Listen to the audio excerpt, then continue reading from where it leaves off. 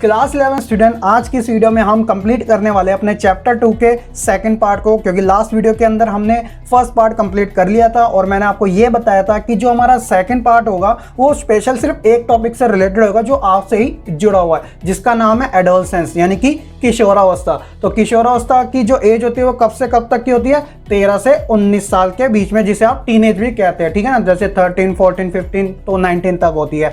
तो चलिए बच्चों, बिना किसी देरी के साथ आज के इस लेसन को हम पूरी तरीके से कंप्लीट करते हैं। My name is Shahrukh Saifi and welcome to our YouTube channel quick prep.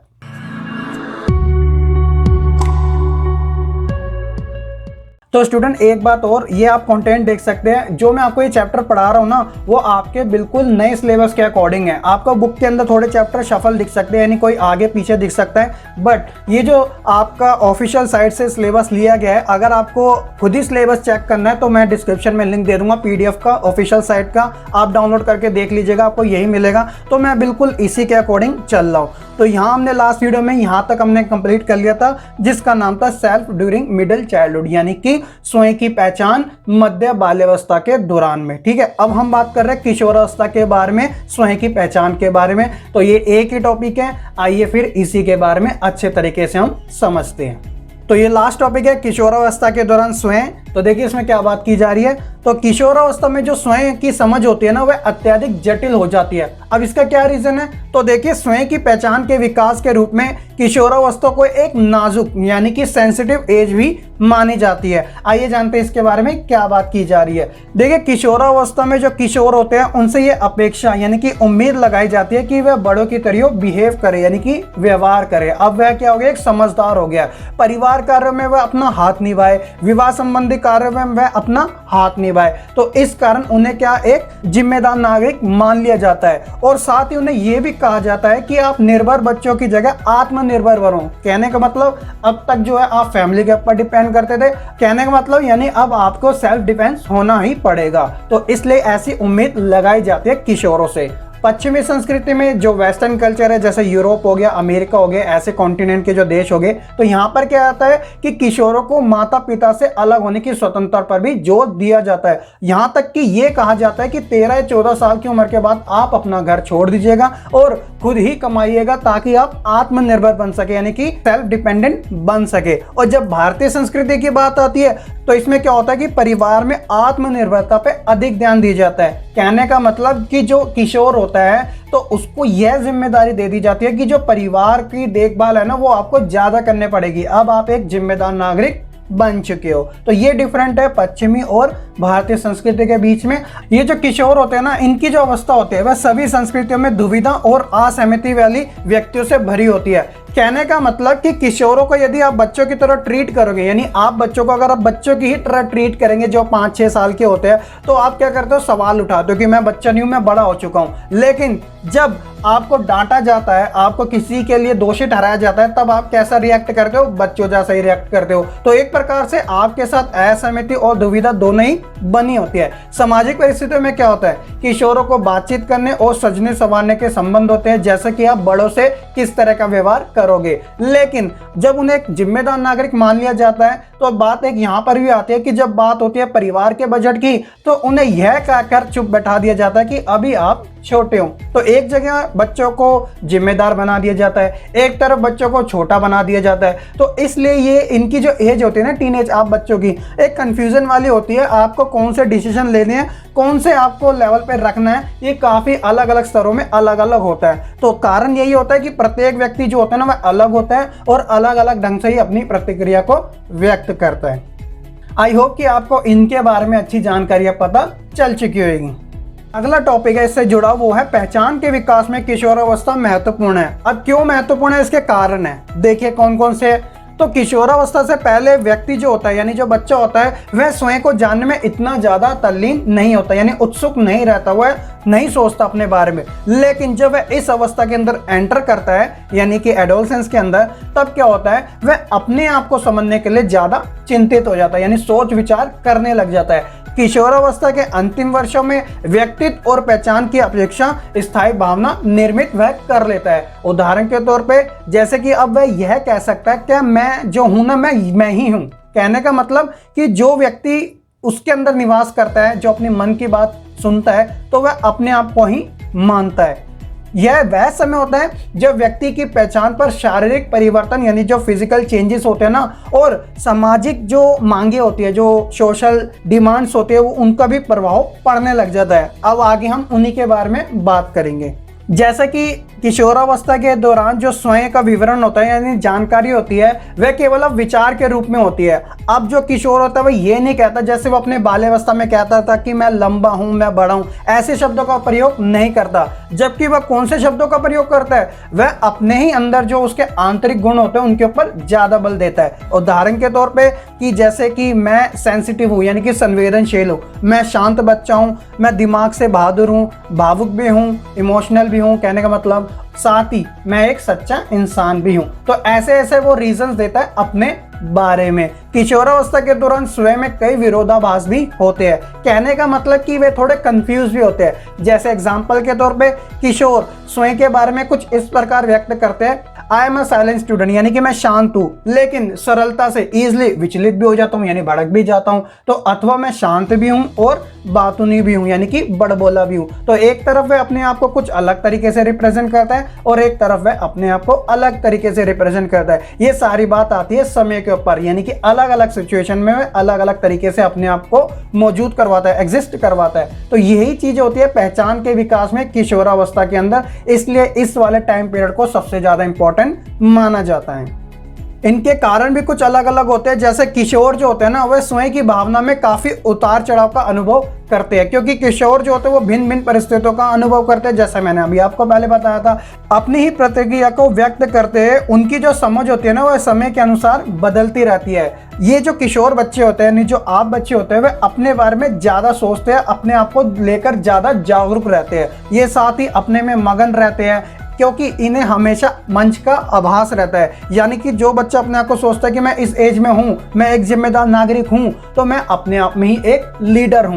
तो इसलिए आसपास के जो लोग हैं ना, कभी कभार वह ये सोचता है कि मैं इन बच्चों से ज्यादा होशियार हूं, इनसे मैं ज्यादा समझ रखता हूं। तो इस प्रकार ये अपने में मगन भी रहते हैं। तो ये तो था बच्चों किशोरावस्था के अंदर जो पहचान का विकास है। आई होप कि आपको अच्छे से ये समझ आ चुका होगा। अब रहता है हमारा एक टॉपिक जो कि काफी इजी है, बस आपको स्टेप बाय स्टेप समझना है। आइए जानते हैं उसके बारे में भी। तो ये वाला जो टॉपिक है वो इस लेसन का लास्ट टॉपिक है, जिसका नाम है पहचान के निर्माण पर पड़ने वाले प्रभाव कौन कौन से हैं। तो देखिए कौन कौन से है। पहला है जैविक और शारीरिक परिवर्तन।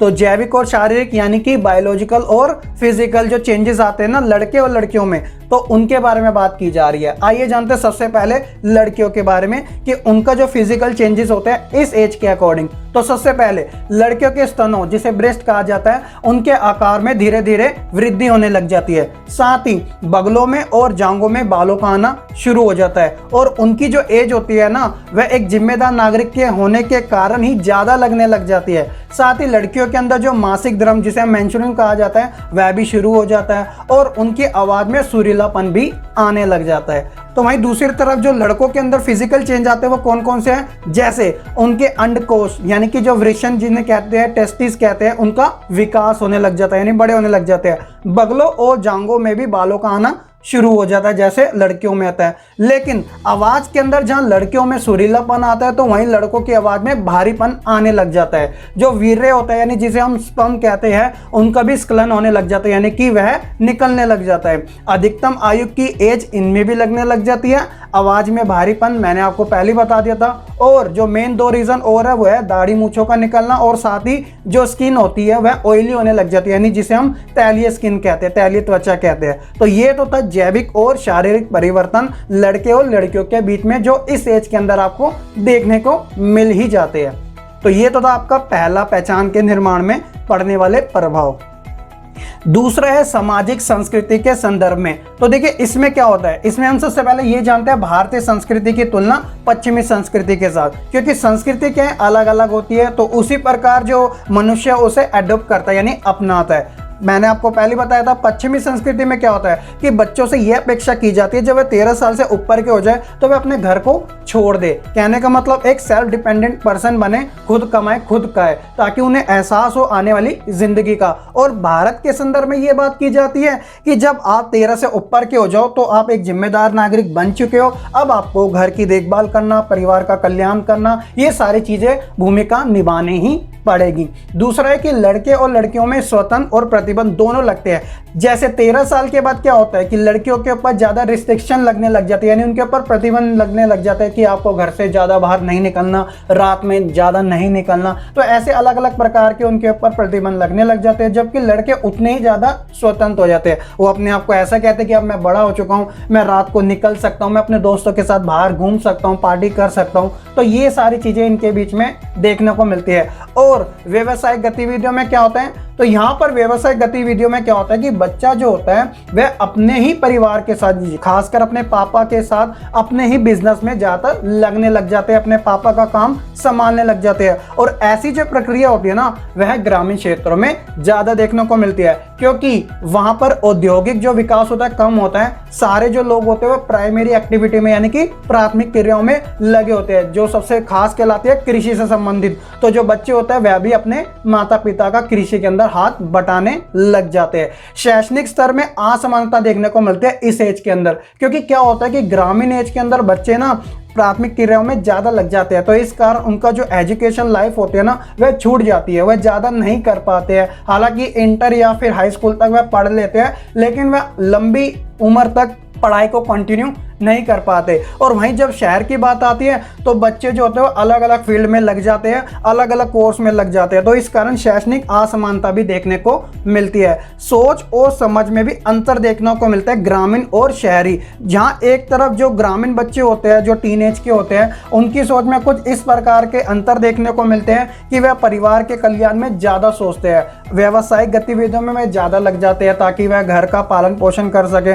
वहीं शहरी बच्चे क्या करते हैं, अच्छा से अच्छा कोर्स करने लग जाते हैं और उनके ऊपर जो पड़ने वाले इफेक्ट होते हैं ना उन्हें वे अच्छे तरीके से हैंडल करना सीख जाते हैं, क्योंकि वह नगरों के अंदर रहते हैं जहाँ की औद्योगिकरण काफी तेजी से बढ़ता रहता है। तो ये तो था सामाजिक संस्कृति के संदर्भ में पहचान के निर्माण पर पड़ने वाले प्रभाव। तीसरा जो है वो है भावनात्मक यानी इमोशनल चेंजेस से जुड़ा हुआ। तो इसके अंदर क्या होता है, सबसे पहला है कि शारीरिक रूप को लेकर चिंतन होने लग जाते हैं, यानी इस एज में बच्चे अपने ही फिजिकल स्ट्रक्चर को लेकर काफी ज्यादा सोचने लग जाते हैं। जैसे अगर किसी के चेहरे पे कील मुहासे निकल जाते हैं, उनका चेहरा सही नहीं होता, डल हो जाता है, तो वह अपने आप को आसपास के बच्चों से क्या होता है नीचे समझने लग जाते हैं। हालांकि ये सभी के साथ होता है, लेकिन उनके अंदर एक गिल्टी वाली फील आने लग जाती है। जैसे कोई ज्यादा मोटा हो जाता है, कोई ज्यादा ही पतला हो जाता है, तो वह अपने आसपास का जो एनवायरनमेंट होता है ना उससे ही अपने आप को काफी ज्यादा शर्मिंदगी महसूस करने लग जाते हैं। तो जो फिजिकल स्ट्रक्चर है ना उसको लेकर बच्चे काफी ज्यादा चिंतित होते हैं। दूसरा है कि नकारात्मक सोच में वृद्धि होने लग जाती है।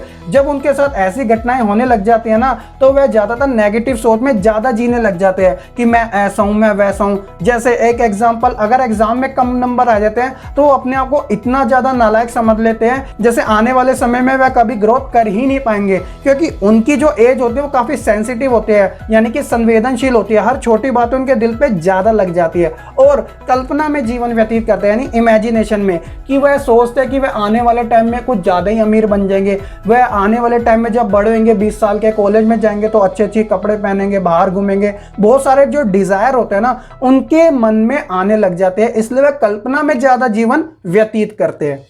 और जो लास्ट है वो है संज्ञानात्मक। संज्ञानात्मक मतलब कि जो कॉग्निशन चेंजेस होते हैं, यानी संज्ञानात्मक परिवर्तन। तो इसके अंदर एक ही पॉइंट है, वो है अमूर्त सोच, यानी कि जिसे आप एब्स्ट्रैक्ट थिंकिंग कहते हैं। तो ये वो होती है जो दिखाई तो नहीं देती, यानी मन के अंदर ही व्यक्ति रखता है अपने विचारों को, अपने थॉट को, यानी कि वह किस प्रकार से सोचता है, समझता है, दूसरों के बारे में अपनी राय रखता है। तो वह ज्यादातर जो चीजें होती है ना वो अपने माइंड में ही दबा के रखता है, वो किसी के साथ ज्यादा एक्सपोज नहीं करता। हालांकि जब उसे ज्यादा तरीके से तारीफें मिलने लग जाती है तो वह अपने से ज्यादा ही जानकारी दूसरों को प्रदान भी कर देता है। तो ये जो सारे जो चेंजेस होते हैं ना वह पहचान के निर्माण में टीनेज वाले बच्चों के लिए काफी ज्यादा इंपॉर्टेंट होते हैं। तो उनके साथ ऐसे ऐसे प्रकार की गतिविधियां होती है।